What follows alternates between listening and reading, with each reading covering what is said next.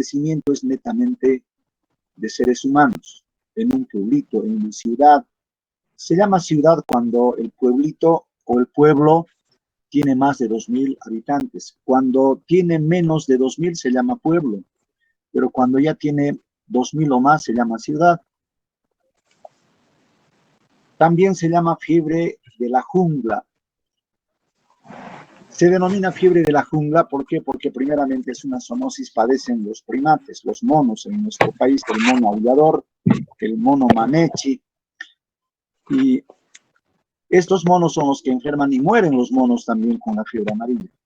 Y el transmisor es el mismo u otros más salvajes, el Aedes leucocelanus, el Aedes fluviatilis, Haemococcus, etc. Y también el Aedes aegypti.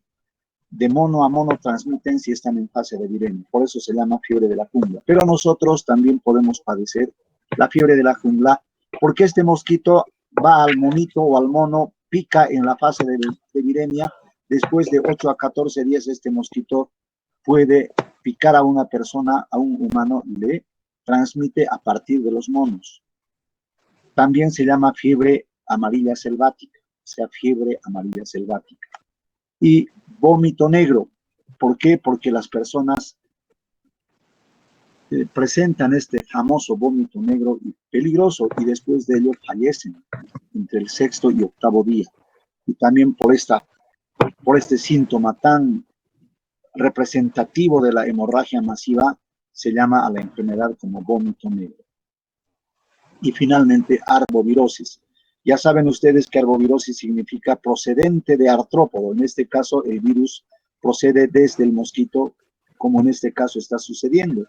Si está con fiebre amarilla después del periodo extrínseco de incubación de 8 o 14 días, sin ninguna duda este mosquito nos ha de introducir al picarnos el virus de la fiebre amarilla. Por eso se llama arbovirosis. La distribución geográfica, vean estas zonas, así de bellas son las zonas tropicales. Esto que están viendo como charola ustedes se llama la flor de la reina Victoria y florece en unas flores blancas hermosas. Acá, si un niñito de 2 años, por ejemplo, puede pararse sin que se rompa, o sea, unos instantes, ¿no? Entonces, y se llenan estos remansos en cierta época del año, sobre todo esta época del estío, de invierno, se llena estos remansos. Pero estos remansos sirven también, desgraciadamente, como criadero de mosquitos. Entonces, la distribución geográfica reconoce como endémica todas las zonas tropicales del mundo, incluido nuestro país. Aquí están, vean los casos que se presentaron en el 2005. ¿Cuántos se presentaron, jóvenes? Se presentaron 16 casos, fallecieron 7 y sobrevivieron 9. ¿Dónde se presentó? En Guanay, esto es en La Paz, Caranavi. La Paz tiene una zona tropical limítrofe con el departamento del Beni, en aquí está el Beni. En Villa Tunari, en Chimoré, en Puerto Villarroel, vean, 2 casos, y también en Yapacaní, Santa Cruz. Entonces, ese fue el total. Vean, la tasa de letalidad es alta, jóvenes. Y en 2006, vean, también se presentó en los mismos lugares, Yapacaní, en Buenavista, Montero es una ciudad populosa, ustedes saben muy bien, y en Guanay, los mismos lugares, Caranavi, Villa Tunari, Puerto Villarroel, y entonces, en total fueron 15, imagínense cuántos fallecieron, jóvenes, ¿sí? 10, el 70% fallecieron. Entonces, es la mortalidad, esa es la letalidad de la fiebre amarilla, del 40 al 60% habitualmente. La epidemiología reconoce que es una zoonosis. Son estos animales, estos primates, los que padecen la fiebre amarilla, acá en conjunto vemos, y el mosquito transmisor son los mismos Aedes, y la gran variedad que existe en la selva, Leucocelanus, ya les digo, Haemococcus, fluviatilis, el Aedes aegypti, Albopictus y el aegypti. Estos son los monos que padecen. Este es el manechi o el mono colorado y este es el mono aullador, el mono araña. Estos se lanzan, pero de árboles gigantescos, pero como si nada, su cola es prensil. Entonces se agarran de las ramas sin ningún peligro. Estos monos también mueren, lo que les decía, lo cual significa una señal bastante importante. Es importante notificar a los niveles de información epidemiológica cuando se encuentran monos muertos en la selva. Esas muertes preceden epidemias de fiebre amarilla en humanos. Entonces, si se está presentando fiebre amarilla en los humanos, entonces tenemos que empezar a vacunar a los seres humanos para que no caigan con esta enfermedad letal. Y estos son los insectos vectores, el Aedes aegypti y el Aedes leucocelaemus. Y esta es la tendencia secular. Esta gráfica muestra cómo en estas ondas se ha presentado la fiebre amarilla en picos altos cada 7 o 10 años, y sin embargo tiende ahora a desaparecer, aunque hay rebrotes, ven ustedes, ¿sí? Unos años menos y otros aumenta más, pero esto es gracias a la vacuna eficaz que existe para controlar esta enfermedad. Si bien no hay tratamiento, sin embargo existe la vacuna. Quiero comentarles esta publicación de Beckrell del año 1875. ¿Ven? ¿Qué dijo este caballero? Aquel tiempo no se conocía nada sobre las enfermedades. Pero vean Beckrell con qué inteligencia dice: el origen de esta enfermedad, se está refiriendo a la fiebre amarilla, las causas bajo cuya influencia se desarrolla se hallan todavía rodeadas de oscuridad. Vean, o sea, no se sabía nada sobre la cadena epidemiológica que transmitía un insecto vector, el mosquito Aedes aegypti, y que era la causa viral. No se sabía, pero intuye y dice que exactamente no se sabe todavía el desarrollo de esta enfermedad, a qué factores o a qué influencias obedece, todavía está oscuro. Vean lo que dice: conviene, sin embargo, dice, colocar el origen de ella, de la fiebre amarilla, en los efluvios pantanosos, ven, de ciertas comarcas tropicales, ven, con qué inteligencia ya establece que propician esos factores, esas influencias, solo en las zonas tropicales, en ciertas comarcas, no en todas, en ciertas comarcas tropicales, y relaciona los efluvios pantanosos. No sabían exactamente qué, pensaban que se emitían unos miasmas, unos vaos, una cierta influencia hasta, ¿qué les diría? Hasta mágica, ¿no? Ellos relacionaban, porque seguramente se daban cuenta que cuando visitaban esos lugares para bañarse o para proveerse de agua, esos pantanos o los remansos, caían enfermos.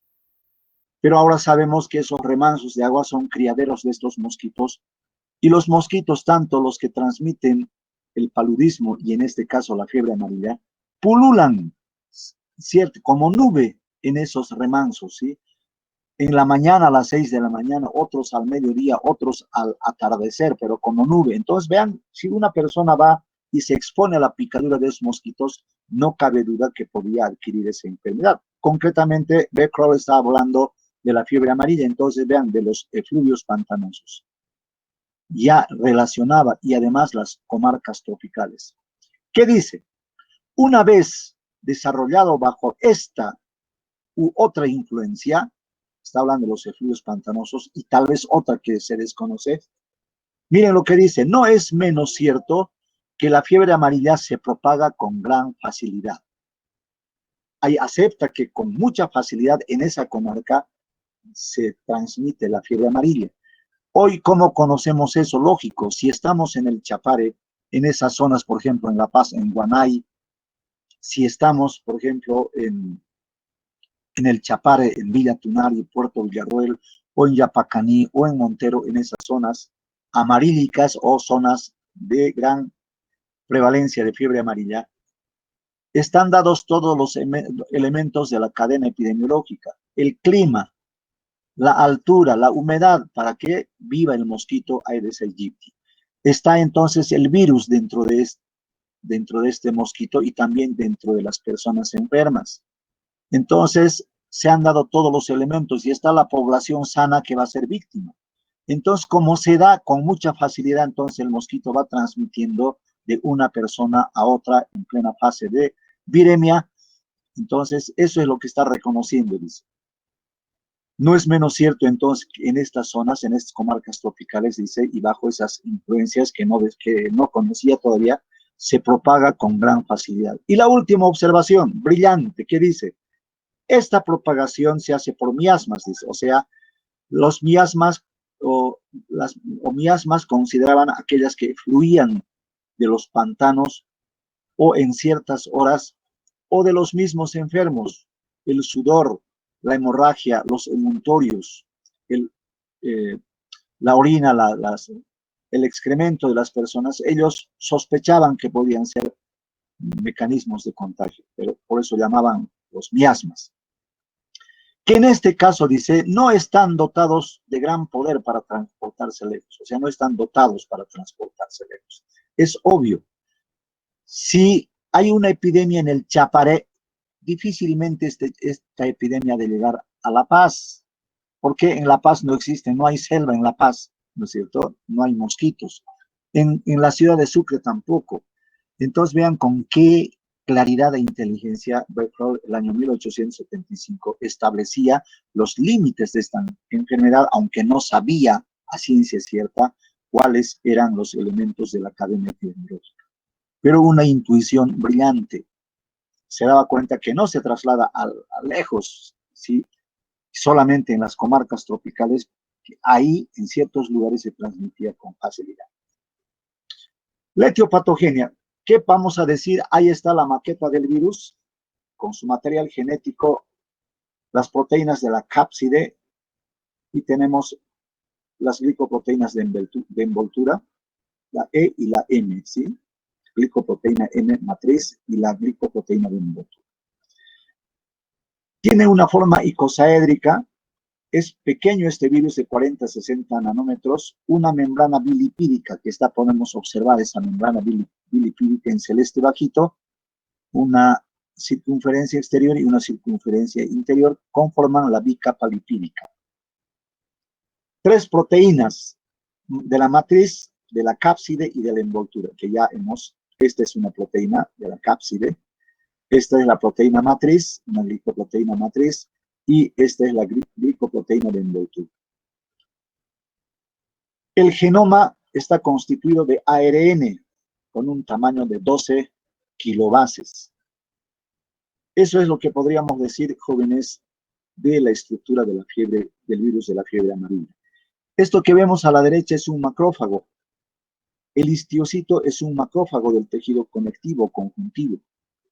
Entonces, cuando el mosquito nos ataca, nos inyecta, nos inocula 100.000 partículas a nivel intradérmico y los vasos capilares circundantes. Durante la alimentación, el mosquito Aedes aegypti o el Albopictus hembra. La réplica viral comienza, jóvenes, en el lugar de la inoculación, en los macrófagos, y luego se distribuye a los ganglios linfáticos. Los histiocitos son lugares de replicación primaria, o sea, este macrófago del tejido conectivo. Y el virus se ha de distribuir a distintos órganos por la vía linfática y finalmente ha de entrar a la circulación sanguínea y ha de localizarse en los órganos de su predilección, como es el tejido hepático, el riñón, etc., para causar el daño directo o por estimulación la víctima. En el hígado, estas son las células de Kaffir. Esto que estamos viendo, se comprometen las células de Kaffir y el hepatocito. ¿Qué daño hay? Necrosis y trastorno típico en la zona media del oblío hepático. Esto, jóvenes, anoten, es pregunta de examen de la fiebre amarilla. Siempre pregunto esto porque es importante. Estamos diciendo que ataca el hígado y en el hígado ataca precisamente la zona media del lobulillo hepático. Hay 3 zonas en el lobulillo hepático: la zona central, la zona media y la periférica. Entonces, las 3 zonas atacan, pero con particular intensidad es atacada esta zona media del lobulillo hepático. Y entonces ahí aparece una degeneración eosinofílica, un daño, y se llama los cuerpos de Cancelmen. Los cuerpos de Cancelmen, anoten entonces, ¿sí? La zona media del lobulillo hepático, y se llaman ese trastorno anatomopatológico por el que mueren los enfermos, los cuerpos de Cancelmen. Hay daño hepático porque daña al 80% de los hepatocitos. Y este daño aparece en la dosificación en laboratorio de las enzimas, la TGO y la TGP, que se conocen como alanina aminotransferasa y aspartato aminotransferasa, por miles.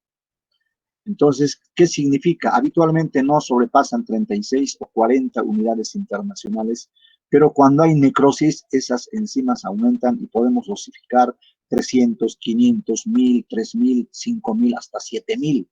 ¿Qué significa eso? Que hay intenso proceso necrótico. Probablemente esas personas van a fallecer. La región de la vena central y tractos portales son los más afectados por la injuria, por el daño viral. Hay disfunción hepática, hay trastornos en la coagulación y estos pacientes pueden ir precisamente por los complejos inmunes que secreta la persona enferma por inhalar shock, como en el dengue. Este es el hepatocito, jóvenes. Y este hepatocito está acá también en el oblillo hepático. Y este es el oblillo hepático. Entonces, la zona media del oblillo hepático ha de ser atacado con ferocidad. Aquí está. Esta es la zona central o periportal y esta es la zona media. Estas tres zonas se afectan en el oblillo hepático, pero particularmente esta zona media es la que los anatomopatólogos examinan y van a encontrar los cuerpos típicos de degeneración y de trastorno anatomopatológico que se llaman los cuerpos de cáncer. El riñón, perdón, también se afecta en la misma intensidad, muy parecido al daño que sucede en el hígado. Hay también degeneración eosinofílica, o sea, esos cuerpos de Cáncer-Men podemos observar también cambios grasos en el epitelio tubular. Van a causar necrosis tubular aguda e inclusive pueden afectar el glomérulo, lo cual sería muy grave. El sistema hematopoyético responde con plaquetopenia. Hay inhibición, ¿no?, de la síntesis de plaquetas. Se instaura hemorragia, un síndrome de hemorragia particularmente en el tubo digestivo. Habrá trastornos de la coagulación. La tasa de letalidad es alta, jóvenes. Vean, hemos visto, ¿no es cierto?, en el año 2006, un 70% de letalidad. Entonces, acá se presenta, jóvenes, una letalidad del 40 al 60%. Vamos a invitar a sus compañeros por última vez a ver qué pasa. ¿Quiénes han llegado a esta hora? No hay nadie más. Ya.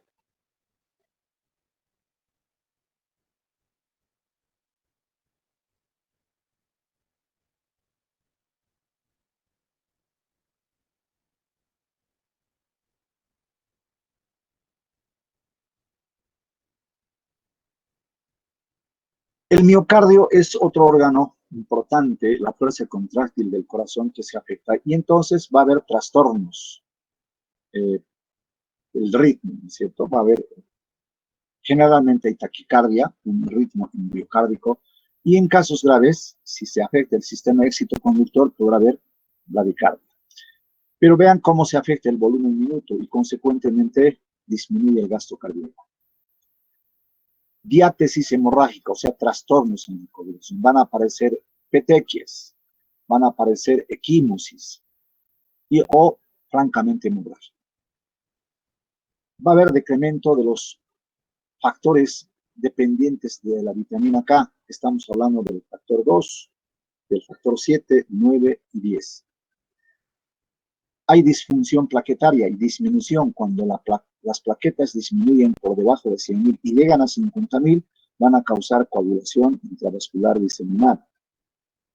Se va a presentar shock por efecto de los complejos inmunes por fuga de plasma. ¿Por qué? Porque hay una desregulación de las citoquinas, particularmente la interleuquina 6, 1, 8, el factor de necrosis tumoral alfa, están elevadas. Entonces, esto, más allá de la acción del virus, la acción de estas citoquinas desregulada puede llevarnos a la muerte. Las manifestaciones clínicas, jóvenes, son muy interesantes. Esta fotografía, esta imagen es de Villa Tunari, es hermosa esta zona. El cuadro clínico está constituido entonces por un periodo de incubación que dura de 5 a 8 días. hay promedios extremos, o mejor dicho, este es el promedio. Hay días en extremo, más tempranos y más tardíos. El periodo de invasión dura 3 días. Al cabo de los 3 días viene un periodo de calma. Pareciera que ha desaparecido todo espontáneamente. El enfermo se alegra, pero desgraciadamente esa calma es engañosa. Reaparece el periodo de estado que también dura 3 días. Y finalmente, si tienen suerte, van al periodo de convalecencia, que es largo y penoso en muchos casos. El periodo de invasión, que dura 3 días, comienza bruscamente. Acá vamos a ver, jóvenes, que se parece mucho, casi exactamente a la gripe, con muy pequeñas diferencias. Entonces, el comienzo brusco, el escalofrío intenso, vean, así comienza la gripe, la fiebre alta, de rápida elevación o progresión, que alcanza 39 o más grados, hasta 40 grados centígrados. Lo mismo sucede en la gripe. La cefalea frontoorbitaria, exactamente igual que en la gripe. Mioartralgias, dolor en las pantorrillas y la raquialgia intensa. Hasta aquí es exactamente la gripe. Y la gripe se presenta en las zonas tropicales también. Quebrantamiento general, igual que en la gripe. La facies congestiva, abotagada, inyección conjuntival, fotofobia, igual que en la gripe, pero tal vez acá un poquito más por la facies abotagada, inexpresiva, como la facies de ebrio. Podríamos estar hablando más a favor de la fiebre amarilla. La inyección conjuntival también, aunque existe en la gripe, pero acá es más. Y la fotofobia, la molestia de la luz, el ardor que sienten y la intolerancia a la luz cuando están con conjuntivitis. Los labios secos, fuliginosos, igual que en la gripe. La lengua saburral, acá ya es diferente. La lengua saburral en la fiebre amarilla es sucia y además hay una halitosis, ahí se acompaña de fetidez. Náuseas, vómitos al principio alimenticios, luego biliosos y dolor en epigastrio de leve a moderado. Prácticamente estamos frente a una hepatitis viral. Ahí está, el aliento fétido, las encías están congestivas como pronto a sangrar. La frecuencia respiratoria está elevada, la hipotensión arterial caracteriza y la taquicardia, si bien al principio podríamos detectar, sin embargo, vean, hay una disociación esfigmotérmica o esfigmotermométrica. ¿Qué significa esta disociación? Que la frecuencia cardíaca no va en relación a la fiebre alta. Entonces, ¿qué se presenta? Bradicardia progresiva. La fiebre es alta y, sin embargo, la bradicardia es bastante notoria y la hipotensión arterial. Entonces, se conoce esto como el signo de Fagé, que persiste durante todo el cuadro clínico. Anotan entonces en qué consiste el signo de Fagé. Consiste en fiebre alta, bradicardia, hipotensión arterial. El daño del riñón es temprano. Hay que pedir un examen de orina urgente en el primer día de consulta. Suele haber disminución del volumen, oliguria. Albuminuria, hematuria son elementos anormales que no se los encuentra en la orina, pero acá sí puede haber ya de manera temprana, sobre todo la albuminuria y la cilindruria. Y la hematuria podrá ser macroscópica o microscópica. El periodo de calma, lo que les decía, jóvenes, es engañosa esta calma, que puede durar horas, generalmente dura 24 horas. Desaparece la fiebre y el enfermo se alegra, hay una sensación de bienestar, un contento, una euforia.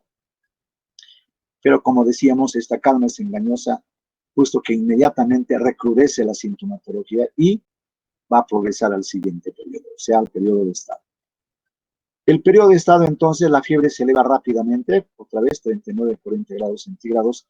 El signo de Fagé es persistente, o sea, hay fiebre alta, como estamos viendo acá, y la bradicardia acompañará y la hipotensión arterial. Pero paulatinamente esa facies congestiva, una facies febril y rojas del cuello que existía, cambia de color, se vuelve de un tinte pálido y de un tinte cianótico en cara y piel, como estamos viendo acá, y se presenta la ictericia del color amarillo sucio. Entonces, por esto se ha llamado fiebre amarilla. En el periodo de estado, entonces, el enfermo se presenta con esta ictericia generalizada y con escozor por la ictericia que provoca. El periodo de estado entonces puede presentarse, por ejemplo, vómitos biliosos o el temible vómito negro o hematemesis, por ejemplo. Deposiciones diarreicas acompañarán también sanguinolentas o melenas. Es una característica frecuente en la fiebre amarilla. El síndrome hemorrágico ya es inocultable y se presenta francamente en el periodo de estado. El riñón se irá impactando más y veremos coluria por la ictericia generalizada. La oliguria, la disminución del volumen, es un signo de peligro hacia la insuficiencia renal, y la anuria, concretamente, si va más allá de las 6 horas, puede ser irreversible. Esta es la facies abotagada, esa facies inexpresiva que suele acompañar en los últimos días a los enfermos con fiebre amarilla. Vean esto. Este es un paciente con fiebre amarilla. Y vean, una gingivorragia masiva que se puede observar en la fiebre amarilla. Estas fotografías pertenecen a casos de fiebre amarilla. Entonces, jóvenes, es así como en el periodo de estado se expresa en su total intensidad los signos y síntomas. Hacia el final hay abatimiento asténico y decaído el paciente, pero se da cuenta de la gravedad, conserva hasta el último momento la lucidez mental. Eso torna penoso el cuadro clínico de la fiebre amarilla. En otros muy pocos hay delirio de acción de palabra y, como digo, en muy pocos pacientes. La muerte sucede entre el 6º y 8º día. Acá dice acaece entre el 6º y 8º día con hipotermia o con fiebre progresiva. Otras veces los accidentes hemorrágicos son la causa de muerte o la concentración o el aumento de compuestos hiperazoémicos que se llaman los compuestos nitrogenados. En los casos afortunados sobreviene la convalecencia, que dura de 2 a 3 semanas. ¿Por qué? Porque esta enfermedad es de alta tasa de letalidad.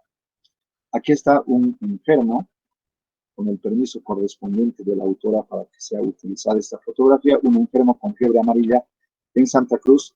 Y esta es una fotografía para mostrar a un paciente con ictericia. Vean cómo la coloración de la piel es de un tinte amarillo y con mayor intensidad la conjuntiva. Esto se llama quemosis, jóvenes. ¿Y qué es la quemosis? Pregunta de examen. Es la hemorragia en la conjuntiva ocular, como están viendo acá. Se presenta en la fiebre amarilla, se presenta en la fiebre hemorrágica boliviana, se presenta también en los accidentes por víboras venenosas hematotóxicas. Esto ya hemos visto, ¿no es cierto? Así es como se presenta. Esta es la gingivorragia. Y este es el enfermo con fiebre amarilla cuya fotografía ya hemos visto. Vean ustedes estas sufusiones hemorrágicas. Y ya las mismas fotografías que francamente muestran los signos hemorrágicos. Y este es el famoso vómito negro. Esta es una riñonera que contiene el vómito de un paciente, seguramente que ha fallecido, ¿no? Este es el vómito negro en borra de café. Y acá el tubo de ensayo después de la centrifugación, cómo se deposita, ¿no es cierto?, esta parte oscura en borra de café en la base y el sobrenadante hemorrágico. Y esta pirámide muestra cómo el menor está el vértice que representa los casos que se manifiestan con hemorragia y con muerte. Aquí, de forma optimista, están mostrando que es muy poca la letalidad, aunque sabemos nosotros que la letalidad es muy considerable, del 40 al 60%. Las variedades clínicas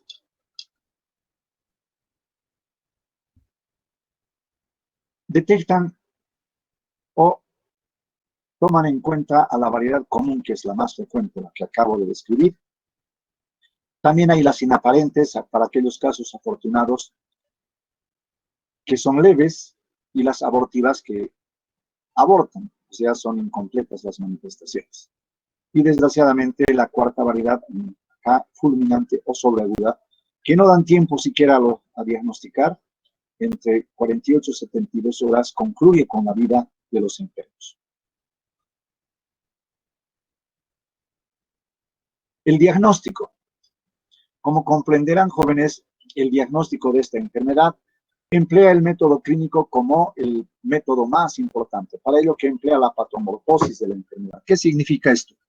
Los síntomas típicos con los que comienza la enfermedad o los que ostenta, tanto al inicio como en el periodo de estadio. Nos interesa diagnosticar lo más tempranamente posible, entonces tomaremos en cuenta cómo comienza, se parece a la gripe, la fiebre alta, las mioartralgias, el dolor en la espalda, en las pantorrillas y el signo de Paget, que es importante, fiebre alta, bradicardia e hipotensión arterial y las lesiones tempranas en el riñón en un examen de orina, la cilindruria, la albuminuria y la proteinuria servirán, ¿no es cierto?, para que nosotros diagnostiquemos. El medio epidemiológico positivo significa que estamos en una zona endémica de fiebre amarilla, una zona tropical, y en ese momento se están presentando casos de fiebre amarilla. ¿Por qué? Porque existe ahí el mosquito transmisor. El laboratorio, en un hemograma de rutina vamos a apreciar la leucocitosis al principio y leucopenia después. La neutropenia caracteriza y la monocitosis en esta enfermedad.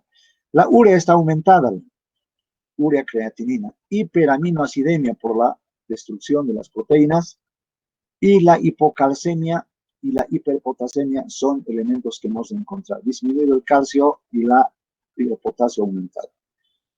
Hipoglicemia hemos de verificar también, y las pruebas hepáticas, aspartato aminotransferasa, antiguamente llamada TGO, transaminasa glutámico oxalacética, o la alanino aminotransferasa, antes llamada la transaminasa glutámico pirúvica, y las bilirrubinas estarán aumentadas. No se olviden, jóvenes, es importante en la fiebre amarilla pedir exámenes, un hepatograma y un coagulograma muy importantes. Los exámenes directos que los aplicaremos constituyen en hacer la prueba de reacción en cadena de la polimerasa, que va a mostrarnos el genoma viral. El cultivo y el aislamiento son pruebas directas porque al cultivar hemos de identificar al virus y si lo aislamos vamos a ver al virus. Pero claro, no es práctico para diagnosticar durante una semana. Y en una semana el paciente, si es por ejemplo una variedad grave, al tercer día puede ya fallecer. Entonces es importante las pruebas rápidas de reacción en cadena de la polimerasa transcriptasa reversa, tal cual está sucediendo en el dengue y tal cual sucede actualmente en COVID-19. Los exámenes indirectos nos muestran anticuerpos a través de un examen serológico. El método que más se utiliza es ELISA, detección de entonces de inmunoglobulina M e inmunoglobulina G más allá de la semana, a partir de los 8 días, 10, 12 días, con seguridad que testearemos y el resultado será positivo para IgM e IgG. ¿Cuándo y cómo tomar las muestras? Es un buen consejo. En la fase virémica hay que tomar en cuenta que son fundamentalmente los 3 primeros días. A veces con suerte hasta los 6 días. Entonces tenemos que apurarnos en sacar o en obtener una muestra los 3 primeros días. En la fase aguda después del 5º día, a veces. Y aquí la inmunoglobulina ya podría ser positiva, a veces negativa. En la convalecencia, 15 a 20 días después, hemos de nosotros obtener una muestra de sangre para serología. Solo hemos de identificar los anticuerpos IgM e IgG. ¿Cuándo se dice que la persona o el enfermo es sospechoso? Cuando tiene una fiebre de aparición aguda. Estamos hablando de una semana o 10 días máximo. Ictericia a las 2 semanas de que comenzó su cuadro, como este caso, ¿sí? Tendrá que ser en los casos leves porque muchos fallecerán. El sangrado por la nariz, encías, piel o tracto digestivo. Y la muerte dentro de las 3 semanas del inicio de los síntomas. Entonces, en las personas que en los lugares tropicales que han muerto sin un diagnóstico y con estas características, se hace el diagnóstico post-mortem. ¿Qué se hace? Se obtiene una muestra del hígado y entonces se manda al laboratorio en formol al 40%, se envía esta muestra y anatomía patológica analiza y que va a identificar los trastornos en la zona media del lóbulo hepático. Entonces, ¿qué va a describir los cuerpos de Castleman? Es pregunta de examen, jóvenes. Y este es el diagnóstico diferencial que vamos a hacer con las hepatitis tóxicas. Por ejemplo, aquel que ha ingerido una gran cantidad paracetamol, una hepatitis, una falla hepática fulminante. Entonces, u otras sustancias, tendremos que averiguar qué sustancias ingirió. Con las hepatitis virales, a través de los exámenes específicos que existen directos e indirectos, hepatitis A, B o C. Con el paludismo es muy fácil. Una gota gruesa ha de identificar al parásito y la manifestación clínica es bastante importante y clara en el paludismo. El acceso palúdico típico que tiene 3 periodos. Un periodo de frío intenso, el escalofrío, un periodo de fiebre o calor y un periodo de resolución. Las fiebres hemorrágicas con el dengue hemorrágico. Obligatoriamente hay que hacer el diagnóstico diferencial y con la fiebre hemorrágica boliviana, que tiene otras características, tiene otros síntomas. Por ejemplo, estos tienen alteraciones en la marcha durante los primeros días y la aparición de enantemas y exantemas en piel bastante precoz, y además el signo de Paget que se presenta acá también podría hacernos confundir, pero la fiebre hemorrágica claramente cursa no con ictericia, ni con palidez, ni con prurito. Francamente se manifiesta con hemorragia masiva. Y la leptospirosis tiene que ver con la gente que trabaja en el campo, con la tierra, en contacto con la tierra y las aguas que reciben la contaminación de los animales que padecen con la orina de los animales. Entonces, vean, es fácil diagnosticar y hacer el diagnóstico diferencial. Además que nosotros llevaremos estas patologías y en su momento caracterizaremos los signos y síntomas que son propios de cada enfermedad. El tratamiento. Como comprenderán, distinguidos alumnos, el tratamiento es sintomático. No hay un tratamiento específico, no hay un tratamiento antiviral. Entonces, hemos de cuidar el medio interno. Administraremos líquidos de manera intravenosa o por vía oral si está expedita, hepatoprotectores como complejo vitamínico, la silimarina podemos dar. La vitaminoterapia es importante también, y en caso de que haya insuficiencia renal se hará diálisis en su caso, y cuando la hemorragia es masiva se transfundirá sangre o los hemoderivados, paquetes globulares o sangre fresca. Como tratamiento sintomático, aquí quiero que me ayuden, dice dipirona de preferencia, paracetamol con mucha cautela. ¿Cómo me pueden ayudar? ¿Alguien me puede explicar por qué dice eso? ¿Por qué tenemos que tener cautela con el paracetamol? Porque puede dañar más el hígado a un doctor, puede ser más tóxico a nivel hepático. Ya, muy bien.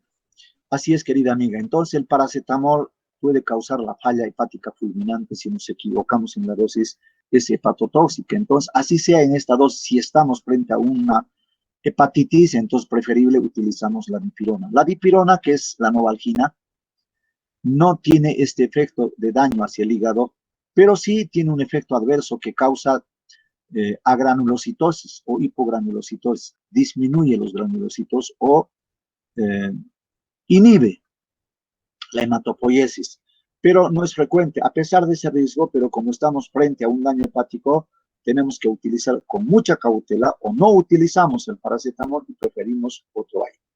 Eso quiere decir. Evitar la aspirina. Igual, jóvenes, acá tenemos que evitar la aspirina como en el dengue, por el famoso síndrome de Reye, además acá por la gastritis, la acidosis metabólica que puede causar. Los antiácidos y bloqueadores H2 como la ranitidina, famotidina podríamos dar. Pero hoy tenemos otros derivados, ¿no es cierto? Los inhibidores de la bomba de protones como es el pantoprazol o el omeprazol que podremos dar en 20 miligramos cada 12 horas o 40 miligramos una sola dosis por la noche. Hay que evitar medicamentos que depriman el sistema nervioso central. Y la profilaxis, vean la vacuna 17D, que viene con varios nombres. Tamaril es de origen brasileño, creo que es la Roche que fabrica esto, y es por la vía subcutánea. Aquí están las características de la vacuna. Esquema de vacunación, procede de virus vivos atenuados. En toda la vía de administración es subcutánea. Administrar al menos 10 días antes del viaje. Lo ideal es administrar 15 días antes, mejor si lo hacemos un mes, 2 o 3 meses antes. Actualmente se vacuna a los niñitos al año de edad hasta los 15 meses debemos vacunar según el calendario. Eso no significa que no podamos vacunar después, pero al niñito, si son padres de familia, cuando cumple su añito hay que aplicarle la vacuna. Si no pudieron al añito a los 13 meses, a los 14, a los 15 meses, quiere decir que en 3 meses siguientes, ¿cómo no van a cumplir con el calendario? Eso quiere decir. Dura toda la vida esta vacuna, ¿ven? Solo hay que renovar el carnet cada 10 años para presentar que tenemos la vacuna. Sobre todo cuando viajamos al área endémica, al Chapare o a los Yungas, a Santa Cruz, al Beni o a Pando en nuestro país. En los viajes internacionales tenemos que presentar. Entonces, si su vacuna ya pasa de los 10 años, ustedes hacen renovar este carnet porque sin el carnet no van a poder viajar. Las contraindicaciones, naturalmente, las mujeres embarazadas, niños menores de 9 años. ¿Por qué? Porque la vacuna es a partir de los 12 meses. Los inmunodeprimidos por tuberculosis o por VIH cuando tienen un recuento de la célula CD4 menor a 200 por milímetro cúbico. Los que tienen alergia al huevo, porque estos virus son cultivados en la membrana coriolantoidea del pollo. Enfermos del timo tienen trastornos, ¿sí?, en su proceso inmunológico. Mujeres que están dando de lactar a sus niños y los ancianos no deben de vacunarse.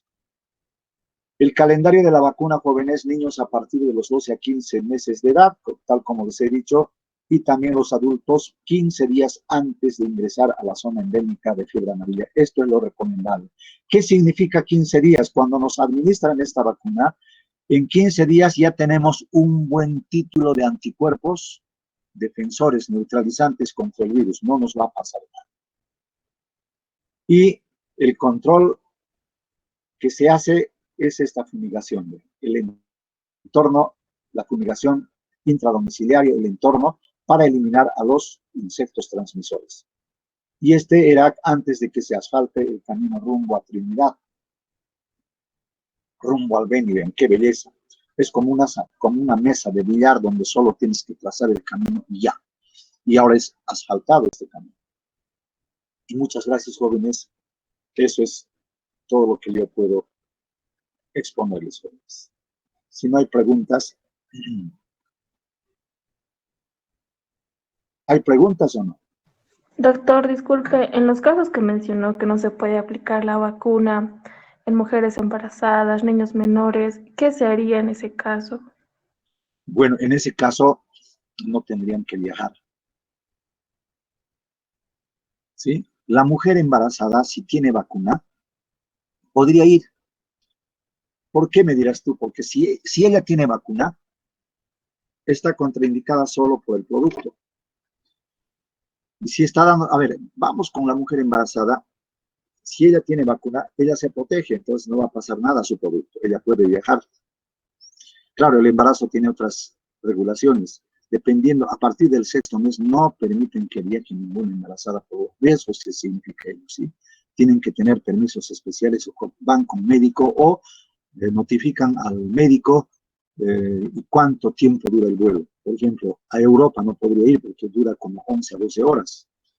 No les permiten, a no ser que sea extremadamente justificado, con toda la premedicación y los recaudos del caso. Pero en tu pregunta concretamente, si la embarazada tiene vacuna, y dependiendo en qué trimestre de la gestación está, podría viajar, porque si tiene vacuna no le va a pasar nada si le llega el virus. Hablemos de una embarazada,